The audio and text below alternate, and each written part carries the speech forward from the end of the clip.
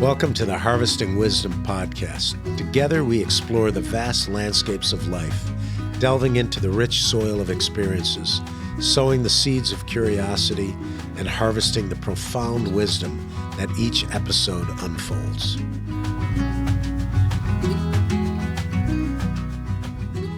Hello, welcome again to Harvesting Wisdom podcast. I'm your host, Mike McMahon. Today I have Lauren Click. I have Rodolfo Alvarez. Rodolfo's been on here before. He's works with Soil, Seed, and Water. Yes. Lauren, you're with Let's Go Composting. So I'm going to kind of start with you. I always ask, well, how did we find you, or how did you find us, or how did we bump into each other? How did that happen? Yeah, so we kind of crossed paths a few weeks ago. One of our really long-term volunteers, Ted, works very closely with UFE, and he was able to kind of share a little bit more about our school and community garden programs. And Kim from UFE reached out, and there's just so much work that we both do that's so similar that we thought it would be a great connection to have and to kind of work together towards really the common good. Now, let's go through some of your background, right? You went to Carey School of Business at ASU. Yes. So technically you're a business person. Technically, right? yeah. So and so who in their right mind wants to get into a nonprofit? Yeah. Okay, so how did and why of all things, composting and or gardening or whatever, what drove you to that point in life where you did that? So I went to ASU, W. Carey School of Business. I got my degree in marketing after 2.5 years. So I really sped through college, was interning with ad agencies in college, went from going in college to working at my first advertising agency, doing a lot of influencer partnerships, doing a lot of social media, website marketing, advertising, billboards, commercials, you name it. I was writing it. My whole background's in advertising writing as a copywriter. Oh, okay. Yeah. So during the pandemic, I was living in a high-rise apartment in the city, and I really, wanted to be a little bit more sustainable. I was stuck indoors, and some people got really into making sourdough bread for one reason or the other. I fell down a rabbit hole of composting. So it really was a passion project during COVID. That kind of helps me feel like a better person. I didn't always feel great about the advertising world. It felt a little slimy, a little grimy, definitely not what I thought it was going to be in college. So composting and being able to make my personal life a little bit more sustainable really helped me with that.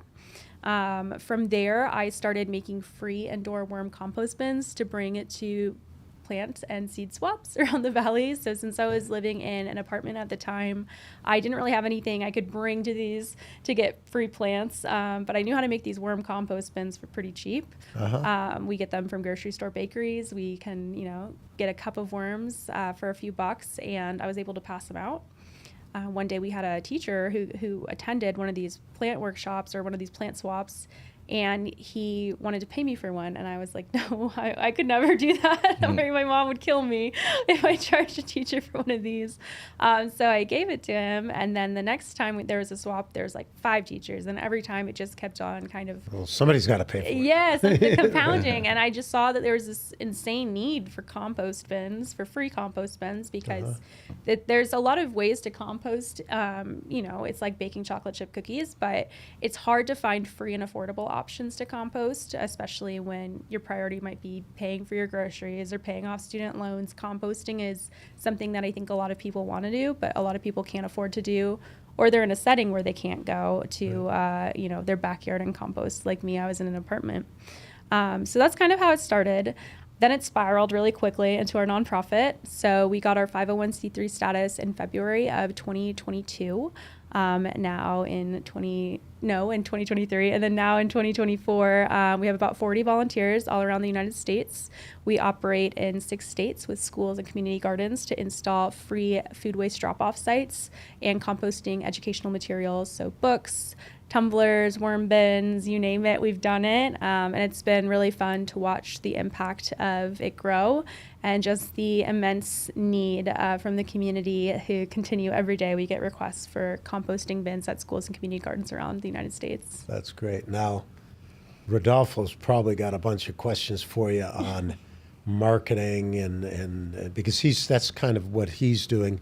mostly with our for-profit soil company, which we do this on a bigger scale and sell to farmers, big CCOF farmers, but also to through distributorships and retail, right? A lot of our products and targeted products, but it's an inevitability. Like for me, when I first started my own business, it was because I was really a kind of a bad employee, I guess, and I really didn't like working with other people or whatever. I just didn't find. So I started my own, which is like, be careful what you wish for, right? Yeah. And then it's the same thing with a nonprofit. Yes. You know, you think when you first start that everybody is going to appreciate what you're doing. You're doing something for society. You're doing something that's coming from your heart and your passion, and then you get kind of like punched in the face. Yes. You know, that's what and so you do need to be able to market. You do need to make your business sustainable.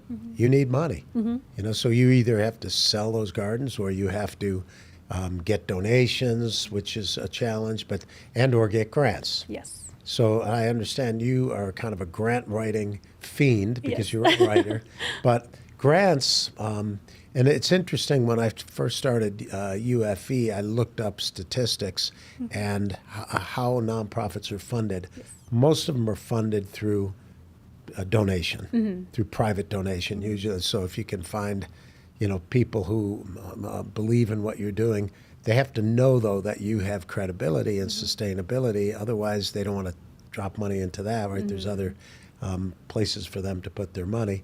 So that leaves, you know, with grants, the problem with grants is I can't even remember, 10, 20%. It's 10%. That's a small amount, right? Yes. And on top of that, they all come with hooks, Yes. right? There's a hook, and you're like, okay, can I do that? You know, can I do this or whatever? And then a lot of the grants, because people have a different funny way of thinking of nonprofit or charities, right? They want to know that 100% of money goes directly into operations all the time. But that's not what happens in any other business environment, right? You need advertisement, you need administration.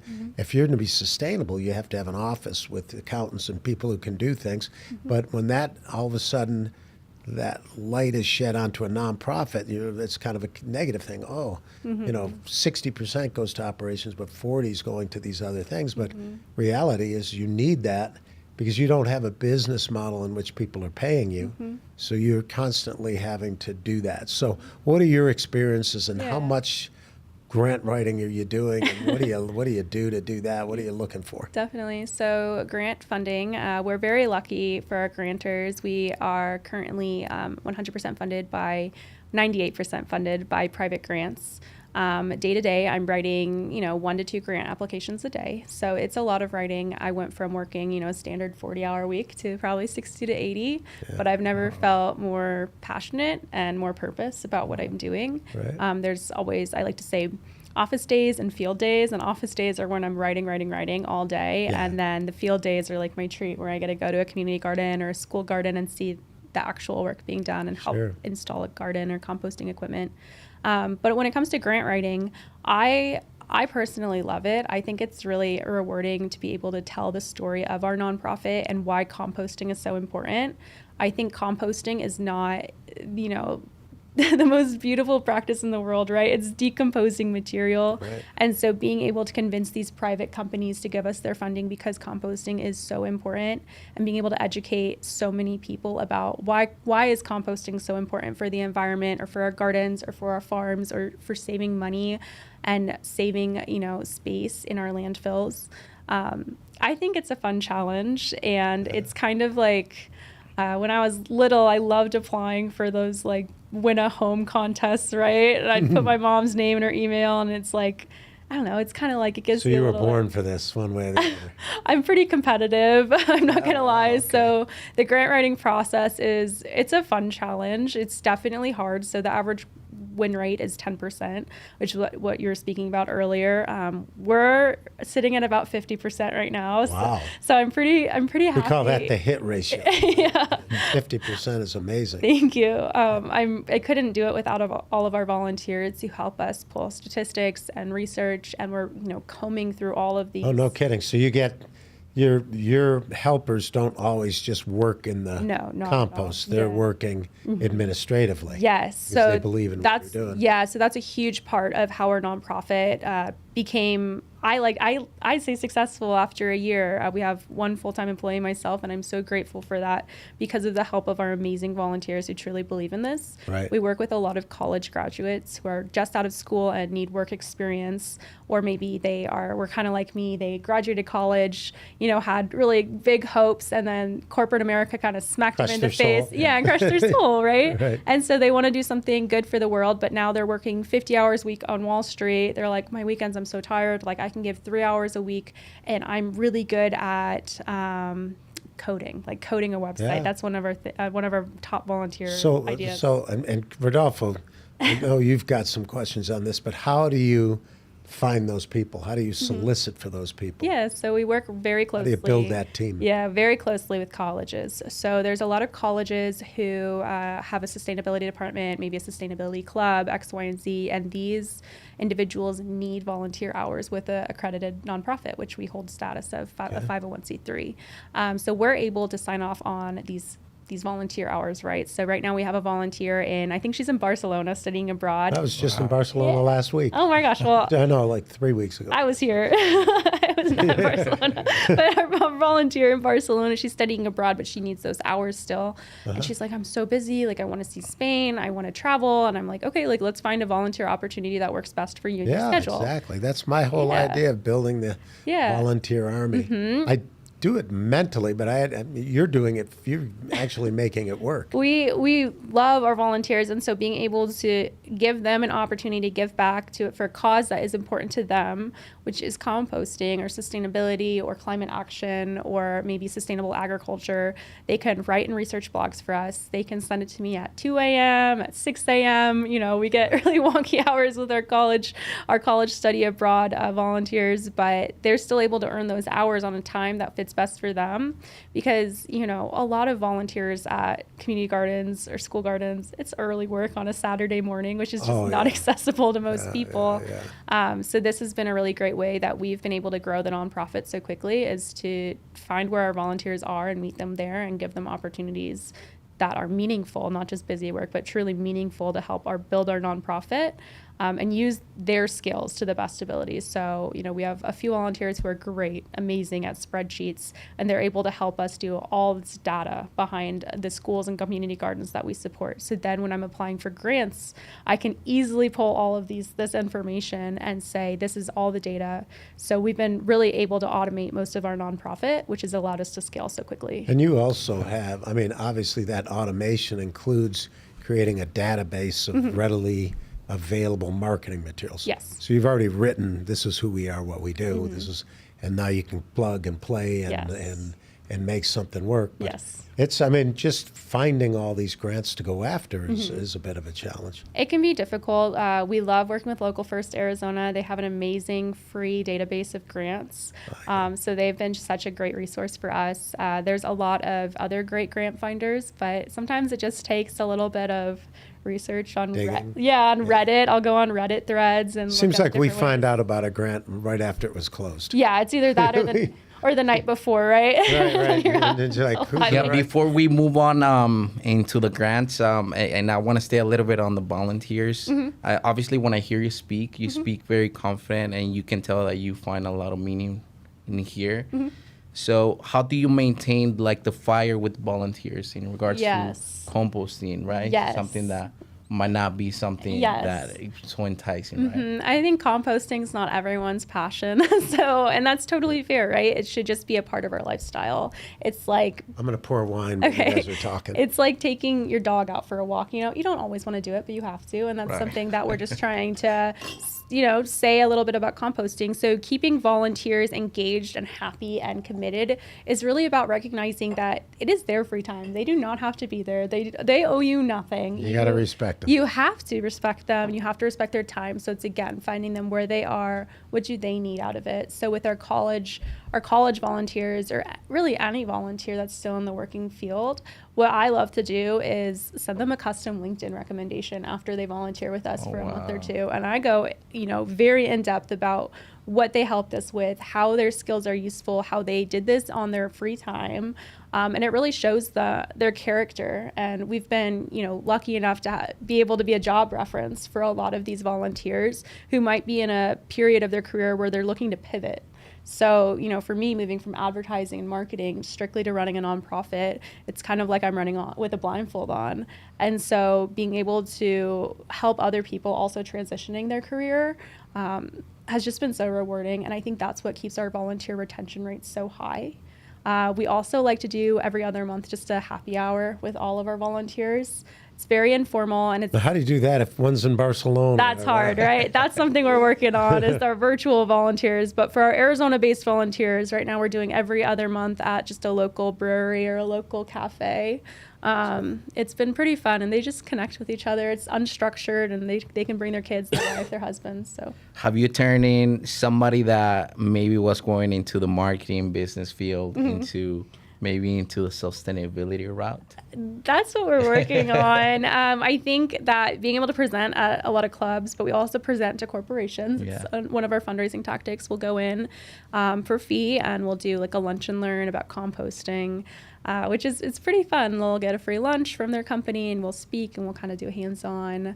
I totally lost my train of thought. What was the question? The question is, I'm assuming you're working with a lot of people, right? Yeah. And you could find, people that get excited about doing something hands-on, maybe composting. They're like, okay, let me find out more about this. And I was just asking you if you have been able to turn somebody like going into a different route. Yeah. You say it can be, business or marketing, and then suddenly you're doing composting. Yeah. So I think with a lot of our business clients that we work with, or early grads, or just anyone in their career, everyone has food waste. So it's not like I'm convincing them to go add solar to their home and they're like, well, I don't own a home, or I can't buy electric vehicle. Composting, every single person I'm sure who's watching this has a banana peel or a strawberry tops, X, Y, and Z. So it's really being able to tell them how they can compost in their home, at work, or on the go has been really rewarding. We've been able to find, it's finding that story and sweeping composting into there somewhere and just making it more of that lifestyle. Yeah. It's really important for us to tell people that like you are responsible for the waste that you create, not the landfill out in the middle of nowhere, right? That's your trash at the end of the day. So how can we be a little bit more responsible? And holding people accountable to that has really helped in showing them like, oh, I guess at my office job I could set up a composting collection site in our community kitchen or something like that. Or maybe I'll ask my apartment then if we can use compost instead of decomposed granite on top of the garden bed next to my apartment. Because that will help create, a cooler setting in the summers. So and for me, it's very interesting because obviously we work with doing composting, but in a large scale. And obviously what you're talking about, and I've been so many years doing development on that, but not focusing on the small scale and the things that people or individuals are able to do in their patio, right? So that's very interesting to me. And I can tell you, he has a lot of passion. You have a lot of passion. Thank you. Yeah. Thank you. Now, when you set this up, how did you end up in 6 different states? Yes. And your charter is to go national. Yes. So, walk me through that. Did you? For a lot of what we do, it bumps into us, right? It's like maybe there was a grant in Georgia, or somebody moved to Georgia, or whatever, and now you're there. So how did it work for you? How does it work for you? Pretty similar story. So we are proud partners with a lot of large organizations, U.S. Composting Council, 1% for the Planet, BPI, who else? U.S. Plastics Pact. We work with a lot of these brands, either on committees or we just speak with them a lot. And, word gets out, word travels. And it's like, oh, well, my grandma's neighbor's kid goes to a school in Georgia and they compost, but they need some books. So it's very community-led and community-driven, which is one of our responsibilities as a nonprofit, is to make sure that it's what we're providing the community is what the community wants. We're not just going in and dictating what they should do. So we wait for these schools and communities to come to us and say, hey, we want to compost, or we got all this composting equipment in 2020 and then the pandemic hit and now we don't know how to use it. That's very common for us. And so we're able to then get into those states. So right now we're in Illinois, Alabama, Ohio, Florida, California, Arizona. And we're looking at a few more right now. Again, we wait until the schools reach out to us, and then we are able to connect grant funding when available to those new states. So walk me through the operational part of it, right? There's, and or what your charter is. Your charter is to basically expose the concept of composting and to help train people on how to do it, or are you physically trying to develop compost farms Yes. all over the place, or all of the above, or so how does it work? Because depending on the scale of the compost operation, can get pretty expensive with materials or machineries. So how do you go about that? Yeah, so our primary focus are schools and community gardens. We always like to say our composting solutions are educational tools. They're never going to be able to handle the mass amount of food waste that's created in schools especially, Right. but community gardens even. Normally the community gardens can handle a little bit more. So what we do is we go in, normally it's $250 to about $1,000 a school, depending on what equipment they're looking for. We're able to send it to them, help them set it up, help them maintain it. But it's really more of the educational component that I think a lot of cities and counties are pushing onto the schools as their responsibility. We've noticed when reviewing and researching those climate action plans or sustainability plans that a state, a county, a city, a town, you name it, are creating, food waste and composting is not like the sexiest of things, right, to focus on. So it's normally a one sentence line of, we want everyone to reduce food waste by 2030 by 80% by composting. It's like, okay, how? Like, how are we going to get there? Right. And so what we do is we take it as a little bit of a challenge, and we're like, okay, fine. Like, we will try to do that. So we'll go into schools and say, like, this is it. We'll give them all of our curriculum for free. It's STEAM, so science, technology, engineering, art, and math. Sets them up again for those careers in sustainability, composting, agriculture, environmental engineering. Exposes them to the concept of composting. Normally trickles back to the parents a little bit, but those will hit max capacity pretty quickly, right? A tumbler can only handle X amount. A worm bin can only handle X amount. So then we go back to the cities and say, well, all of these schools are doing exactly what you want, and they are only composting 100 pounds a week max, right? How are we going to get more? Then we're able to then use that data that the schools are providing us of saying, this is still how much waste they have left, and they're doing everything in their capacity to do that. They're not waste management professionals. They're educators. They have a million other things to educate these students on. We're able to take that data, then send it to the state, the city, the county, and say, this is why we need composting infrastructure here in the state of Arizona or Alabama or Ohio that can truly process the amount of waste created in our public schools. So that's kind of the route we take with schools. With community gardens, there's normally a larger regular volunteer crowd, 20 to 30 people coming every weekend for community, for seed swapping, for plant swapping events, maybe a craft night, maybe a reading club. Those are a lot more self-sustained by the community garden themselves. They're able to process a little bit more. Each is a lot larger than what we would traditionally give a school because they have that gardening background. But even then, we work with them for a lot of just composting education and basics. We've set up a few free food waste drop-off sites at some community gardens, just like the cities and towns have asked for. They all hit max capacity after a week or two, and all those volunteers are so eager. They're so excited to have a place to compost because a lot of them do live in apartments or HOAs where backyard composting is never going to be an option for them, right? Or maybe they have a bad back and they're never going to be able to turn a traditional pile, right? Okay. Or they're a kid, they're a child, they can't be composting by themselves. And so it's about setting up those free food waste drop-off sites, but also saying we are doing everything in our power that you, city of X, Y, and Z, want us to do, and it's still not enough. And that's why the funding for composting is so important, because it's such a big drain on our landfills and on our waste management professionals. And it's one of the largest methane emitters in the world is our food waste just rotting. So it's really about championing the local effort, but using the local data to empower national infrastructure. Now, what do you compost? What do you compost? What do you compost? If it I mean, grows- or does Yeah, I like to say if it grows, it can go into the compost bin. So any organic decaying matter, obviously the simple things, banana peel, an apple core, moldy pizza. Kids love to feed the worms their homework. It's their favorite thing. And we always like to say you can feed it the homework after you turn it in. I thought they were gonna say my dog didn't eat it. It my was worms. compost. My worms ate my homework is very common. It's fun, and so it's moldy food, expired food that's inedible. The goal of composting is not just to throw anything and everything in there because it's exciting. Some people get really into Yeah. it. The goal is to not even need to compost, right? We should be able to individually reduce. eat that whole pizza? Yeah, eat the whole pizza right. or store it properly and then eat it. You know, groceries are more expensive than ever, it seems, and being able to stretch every dollar is so important. And then you compost what you can't eat. What you're not going to want to compost is metal, plastic, rubber, like a rubber band. Those are commonly found in compost bins. You know, a staple will slip in, plastic wrappers.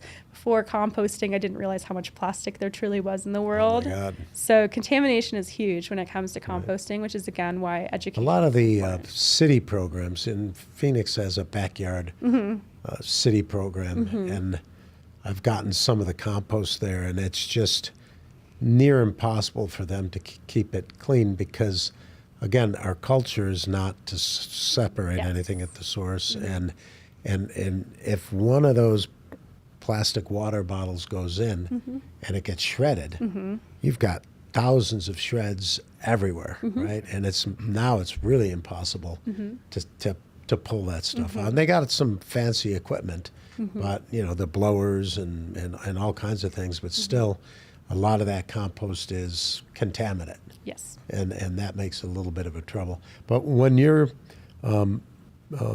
helping, let's say a school from Florida contacts you, what do? You have to have a protocol to follow, right? Do you have like your own little lesson plan Yes. on how to compost Yes. or what to compost, and you find out what their budget might be if they can afford a turner, and so that takes a bit of work, especially on a small scale, you know, because you got to go through an entire process of educating. So how does that take place? Yeah, so our intake process, we have a form on our website where any educator can complete, whether they're homeschool, private, school, Montessori, public, you name it. Let's go compost. Yeah, let's go compost.org, and you'll click our school section. You'll go down and just complete a quick form that will grant you access to the curriculum. We have an adjacent Girl Scout program that, again, is 100% free. Our curriculum is free. Our goal is to make the education component as free as possible because we don't want to have that price, that paywall, stopping people from Right. wanting to learn about composting, especially when teachers are so overburdened with paying for a million other things. Composting might not be their priority, so we should make it a little bit easier to hopefully make it a bigger priority to them. So after they complete that form, they'll get access to our curriculum. If they are eligible to receive materials, whether that's a compost tumbler, a worm bin, X, Y, and Z, that is up to whatever grant funding we currently have at the time. So we'll match schools, the demographics of the kids, size of the school, maybe the type of club that might be using it, to the grant funding. Again, like you said, so many grants have a hook on it. So Right. certain schools will have to match populations and demographics. Some schools, they want us to only do high schools or middle schools. Some grants will have it just be a culinary club or an environmental club. So we kind of piece it together and find what's eligible for what. We have a waiting list, so we try to get everyone off the waiting list as soon as possible. Yeah. Right now it's on a semester basis, so we've been able to get everyone from last semester onboarded. Now this semester we're waiting for it. Is it mostly schools, or is there homeowners, or where do you draw the line? So we only support schools. We really only support public schools with our free composting materials. Okay.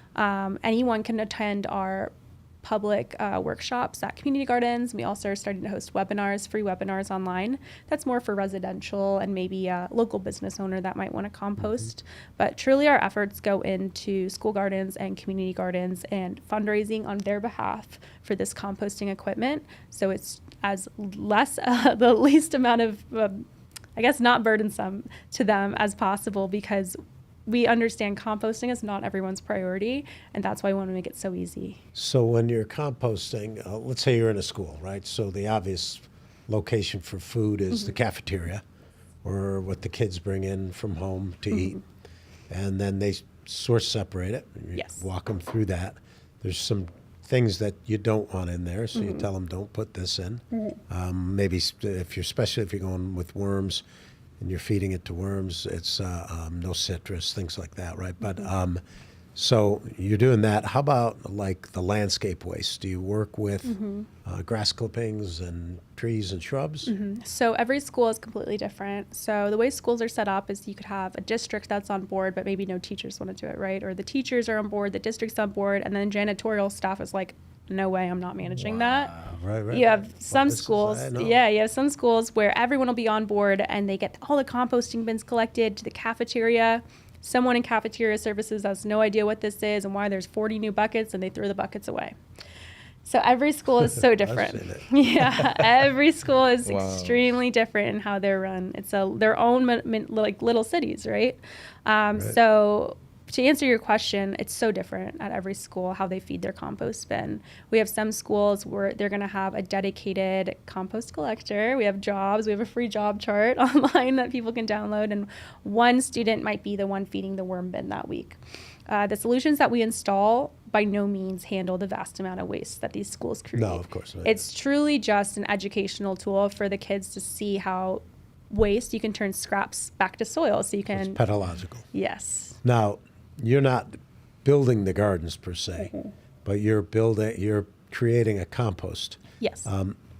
with the school. Yes. So let's say a school in Illinois is composting, and you've given them your parameters. Are you watching or getting feedback from what they put in? And now, how about tests? Do you do lab tests or anything like that? So we don't test the soil on their behalf. We haven't gotten there just yet. I like that idea though. What we do is we do regular touch bases with all of our educators in the program to say what's working, what's not working. Do you need help with anything else in your garden? The fun part about being a nonprofit solely focused on composting is that we normally have a lot of other friends who are very focused on other parts of gardening, of school gardens. So then we're able to say, hey, school in Illinois, you're doing great at compost, and now you want to use that compost to grow a monarch butterfly pollinator garden. Here's our contact for a nonprofit that focuses solely on monarch pollinator gardens. So Connecting. yeah, it helps us stay in our lane and focus on our priority. So we're not spread too thin. Right. And then we're able to divert those very interested educators and help them still expand and grow their program, because we want that school garden program to be as successful as possible. And composting is just one of the very small puzzle pieces that's Sure. involved into running that. So if they have mostly garden waste, you're telling them, okay, that's suitable for planting a lot of things like trees and shrubs, but it's not going to get you your nutrient base necessarily or your biology per se. So you're kind of helping them gear it to where in the garden it goes. Yes, definitely. And some schools don't even have an outdoor garden that we work with. So one of our schools here in the Phoenix area, we were able to gift them 24 indoor worm compost bins, so made out of 5-gallon buckets. So it's a third grade class. Each class has a designated, they set up tables of 4 kids. Each of the 4 kids has their own worm bin. They take photos, they watch it. One person a week gets to feed their bin. That soil, you're not getting a ton out of that, right? Because you only have a small input. Right. They use a hydroponic garden. And so they're able to then use those to start their seeds and then transfer them over under, grow lights and all of that. And that's kind of the extent of what that teacher is. She's at her capacity. She's like, this is all I want to do. Now the kids know what the composting is. And we're like, okay, great. Like if any other teachers in your school want to expand, then we are more than happy to help you get this to the other classrooms. So the use of the compost is always up to the students and up to the teachers. We have a school in Tempe that has probably one of the most robust school gardens I've ever seen. 5 tumblers. They were able to find a farmer who comes once a week and collects all the cafeteria scraps for free and feeds it to their farm. Then the kids go and tour the farm, very robust farm to school experience. Wow. But not all schools are going to have that opportunity. They don't have the time, the funding, the accessibility.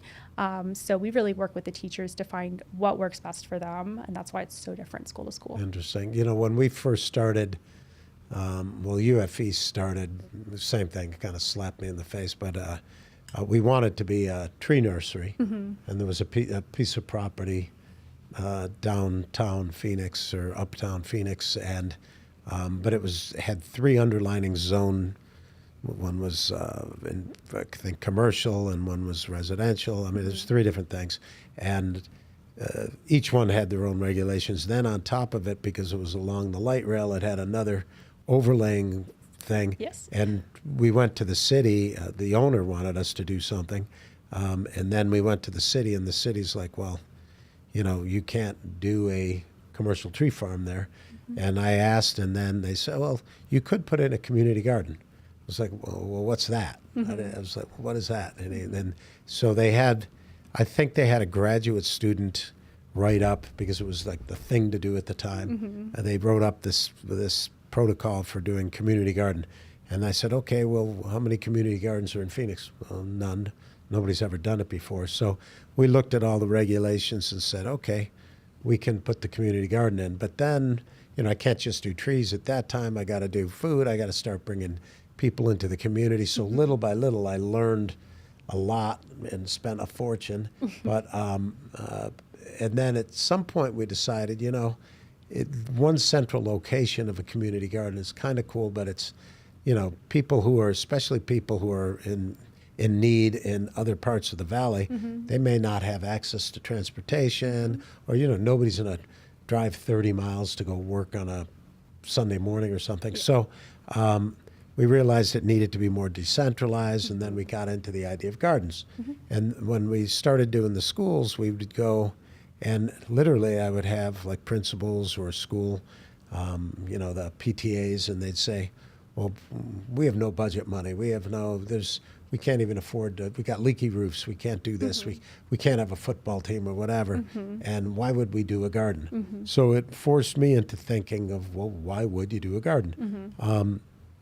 And I came up with 4 or 5 different concepts that I think fit with any garden, right? So one would be social. Yes. When you're putting in a garden, for instance, at a retirement facility, or in the VA with people with PTSD, or a women's shelter, that people are not normally talking to each other. Now the garden becomes that central focus. So that's social. One was aesthetic. A garden's pretty. Another was sustenance, like you could eat, but I came up really quickly with, we'd need to feed that many kids in a school. I'd need, 200 acres to grow on, right? So that's not going to fit. But one of the things is pedagogical or education. And so, we went through that whole list of things. And you missed one, I think, is therapy. Right? Ecotherapy. We call it ecotherapy, right? The idea, like you were composting in your high rise when you were shut in with COVID. So that's a big part. Yeah. But knowing what you're doing in these different places is important. And that's kind of what, and you and I have touched on that before, is like we started putting gardens in and then they'd fail. Yes. Second grade teacher was the gardener, left. Boom, nobody else was involved. So we started realizing this importance of community. When we're in Africa, it's the same thing. We're working in a very different culture. And like you said, you can't bring your solution to them. You have to work with them on theirs. And Kim came up with this idea of doing micro project. We're doing some big projects there, but the micro projects would be, somebody would come to us and say, we want to raise some chickens. Well, show us how to do it. And we'd come in, and again, good return on investment for anybody donating. Basically just use that money for materials, and sometimes a subcontractor like a mason or somebody like that, right? But we quickly came to the realization we're not paying stipends out, we're not paying people. The labor has to come from within. So, it's amazing what we did with such a small amount of money. And part of it is the community learning that they actually have power by working together and communicating together. But again, showing people how to build that capacity, showing them the concepts of conversational capacity, and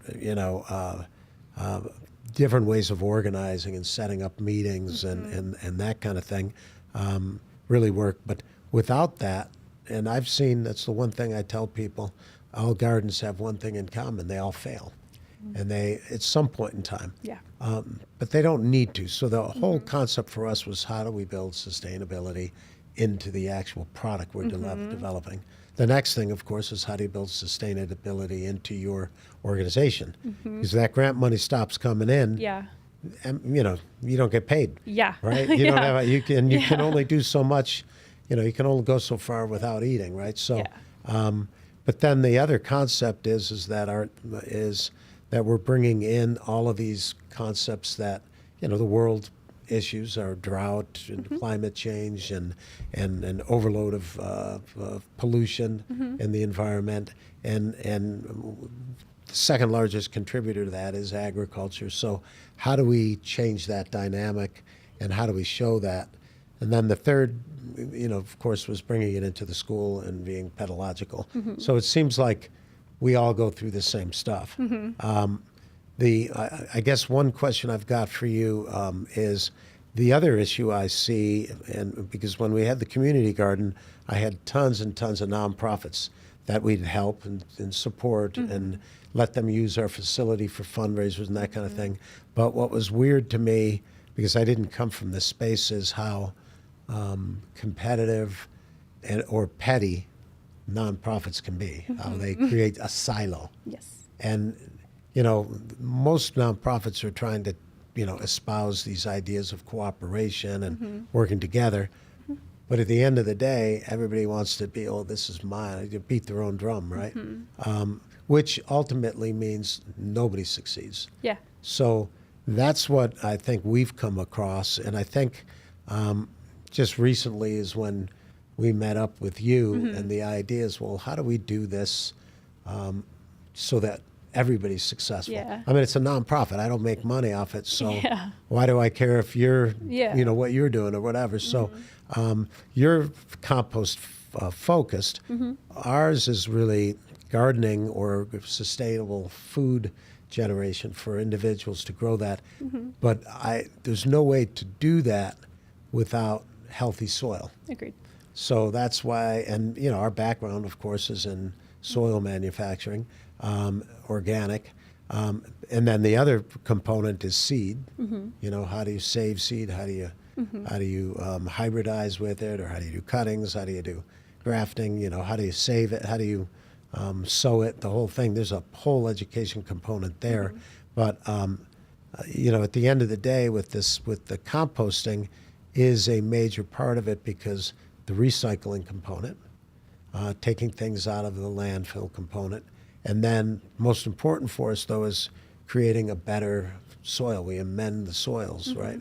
So when, let's see, I think there was one volunteer, was it Ted, that was working with our Pat. Yes. And I think we were doing, at that time during COVID, we couldn't go to a school because everything was locked down and stuff. So we started doing food giveaways. And what was amazing is the volunteer army at that time.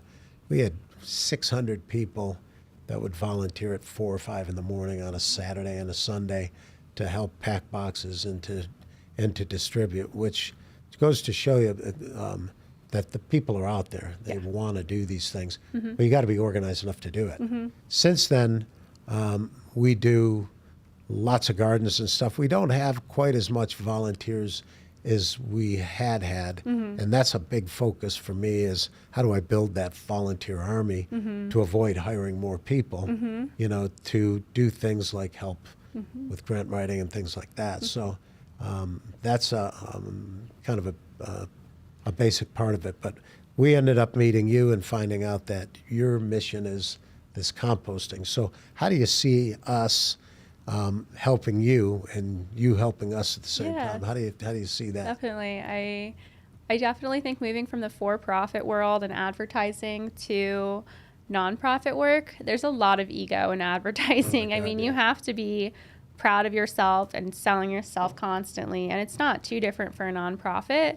But for a nonprofit, we're reporting not on our profits. We're reporting on the impact that we're making in the community. Right. And without the community, we cannot make an impact. And I think as a nonprofit, you have to recognize there are so many other nonprofits with similar missions that when you work together, you really can get a lot more done. Sure. Whether it means going in on grants together, going in on sponsorships together, saying we're not competing. We are all ultimately working towards the common good. Right. So working with UFE, I mean, already it's been so great. We've been able to find teachers in Maricopa County who want composting equipment. And we're like, easy, done. We have a grant. We've been looking for teachers. So you're gonna come to Africa with us? Oh my gosh, I would love to. I'll get my passport updated. I would love that. You got to keep that going. Yeah. Sure. But that is, you're right. That's Yeah. 100% the concept, and I think Joe's the kind of the director for UFE understands that. It's like, why would I don't want to reinvent the wheel. You know, there's people out there who are good at this and that, but especially when we're in like Africa, the more NGOs we can work with, you know, whether it's a seed company or whether it's a a group that's you know, putting in wells or whatever, you know, the idea of working together really accelerates what you can get done, which is ultimately all we care about. Yeah. Yeah, well, to me, it's very interesting how, you know, we are components of each other. I mean, in terms of what we have to talk about when composting. So when I started, you know, into soil, seed, and water, they would say sustainable agriculture, but me, without having any background on agriculture, I didn't really understand it, right? And now that I've been working at Soil, Seed, and Water, we, you know, focus on providing healthy soil. And what is really interesting to me is that you started talking and you go into recycling food, or you're reducing methane gases, right? Reducing the waste of the food, and, you know, doing the composting. But then we focus on sustainable agriculture, which is, you know, at the end, on a long period of time, if you are using synthetic, you're gonna degrade the nutrient value, the organic matter, and it's not sustainable because the soil is not gonna work at all. So I think that it's very important to push the information out, make sure that people understand what sustainable agriculture means, and what are the different components, reducing waste, you know, being healthy, being eco-friendly, and that thing that's very important. So that's why when I started talking to you, we had a meeting of the U.S. Compost Council chapter that we're starting now officially. Yeah. And you immediately started talking and you were so passionate about it. And I was like, hey, after the meeting, I was like, let's connect. And then you were like, I already have a meeting next door. So that was so interesting. And I think, you know, it's a precise moment because now we're talking, we're components, and, you know, it's just so interesting to me. And I cannot wait to push it out there, right? And now it's something that my kids are going to know. And hopefully my grandkids are going to know too. So Yeah, that you were part of a solution, or at least you tried.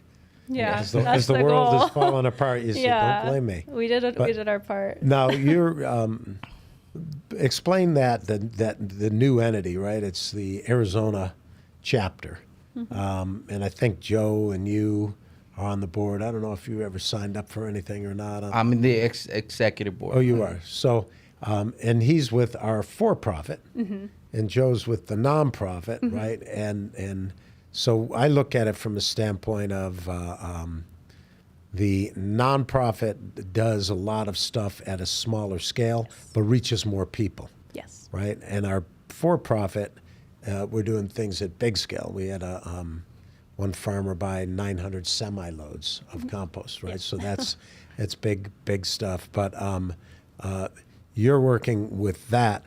Is this chapter supporting businesses that are composting, or are they supporting schools and school gardens, or supporting all of the above, or how does that work? You guys know more than me because I haven't even stepped foot into it. If I can consider somebody an expert, I would think it would be you, but I think it's all of the above. Yeah. In reality, we got to push out the information, let everybody know why compost is important, the different components of it.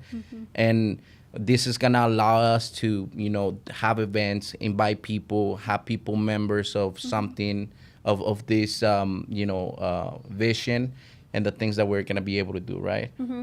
I would say it's the Arizona chapter of the Composting Council is going to be a great way to have groups, interested parties meet together to really solution ideas, whether that's for profit or nonprofit. I think something I'm really excited about is just being able to get those micro industries together. So say it's all of the vineyards and wines and winemakers in Arizona.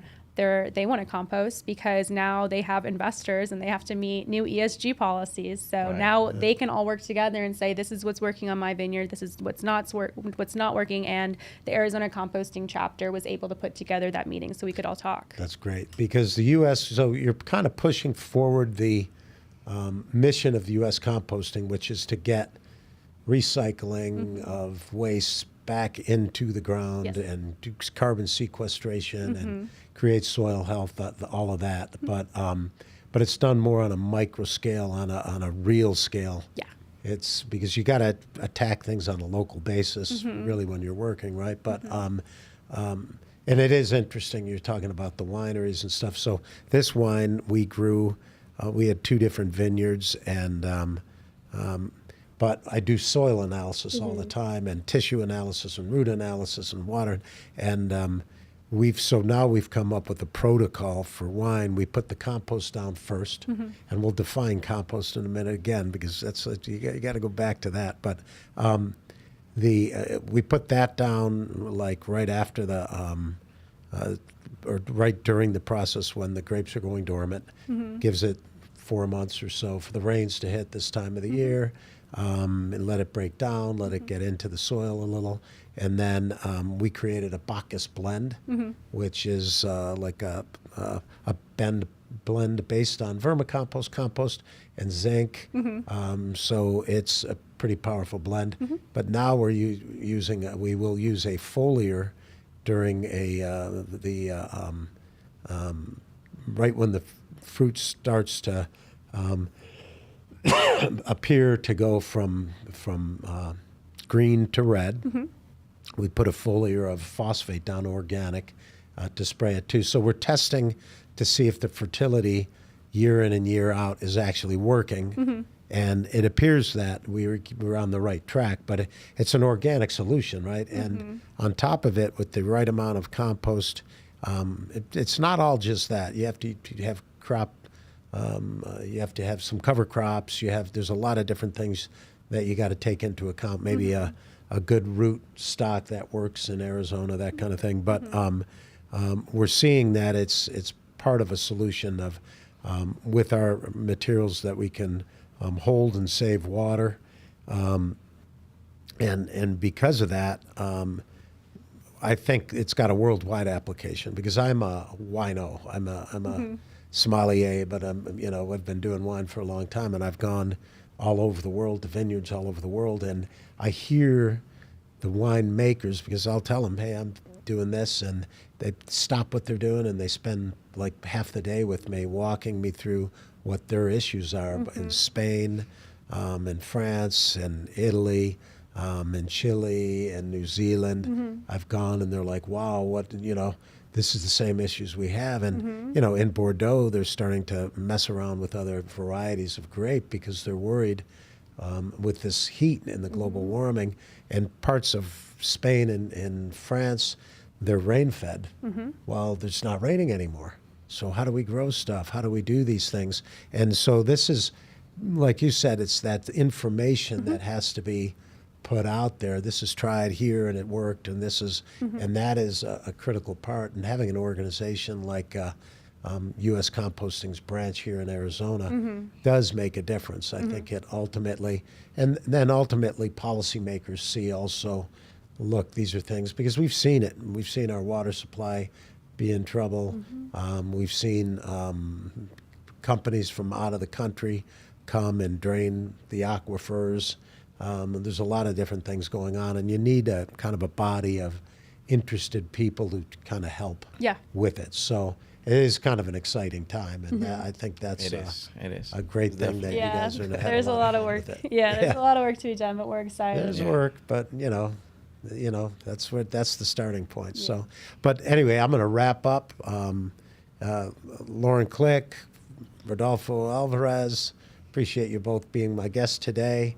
And if people want to get a hold of you, and we do post editing, so we'll put a bunch of stuff in, but you're Let's Go Compost. Yes. And available on probably letsgocompost.com. .com.org, on social, at Let's Go Compost. We were able to get Let's Go Compost. Always looking for volunteers or more people who want to know about what we're doing. Definitely. And if you're a teacher or community garden interested, feel free to reach out as well. We're more than happy to support. All right. Great. Good. Thank you so much. Look forward to working with you guys. Thank All righty. Bye-bye. Thank you for joining the Harvesting Wisdom podcast.